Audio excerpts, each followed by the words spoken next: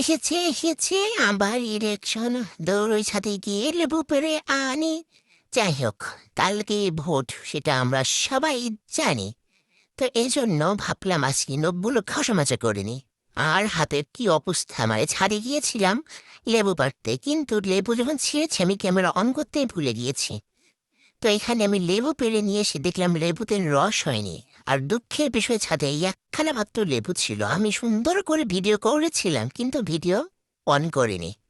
তো যাই হোক, হাতের অবস্থা খুবই করুণ। কারণ আমরা যারা গৃহিণী তাদের হাতের অবস্থা করুণই থাকে, তাই না? যাই হোক, এখানে ভালো করে ঝাঁকানাকা করে ঘষামাজা করে নিচ্ছিলাম। লেবু টক আর ভিনেগার হচ্ছে আরো থেকে বেশি টক, তো একটা হলেই হলো, তাই না? তো যাই হোক, এটা বাম হাত ভালো করে ডান হাত ভালো করে ঘষামাজা করে নিয়ে আমি এখানে হচ্ছে আমার মানে এটা কি বলবো আর কি, সার্জারি বক্স হয় হলো আর কি। দেখো, এটা দিয়ে এখন আমি আমার নখগুলোকে ভালো করে সার্জারি করে নেব। তো আমার ভালো করে নখগুলো ঘষামাজা করে হয়ে গেলে আমি এখানে হচ্ছে যেগুলো দেবো আর কি, বুঝতেই তো পারছো, ভোট দিতে যাবো জীবনে প্রথমবার। একটু যদি আঙুল প্রিপারেশন না নিয়ে রাখি, আঙুলগুলো দেখতে যদি ভালো না লাগে, তাইলে কি হয় বলো?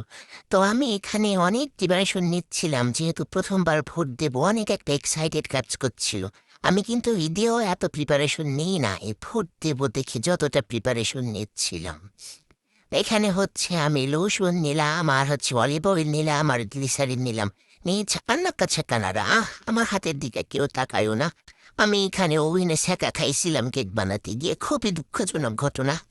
তো যাই হোক, রান্না করতে গেলে একটু আমাদের হয়ে থাকে, ওটা কোনো ব্যাপার না।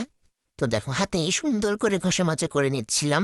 মানে কোনায় কানায় লাগাইতে হবে, একদম মানে সুন্দর করতে হবে।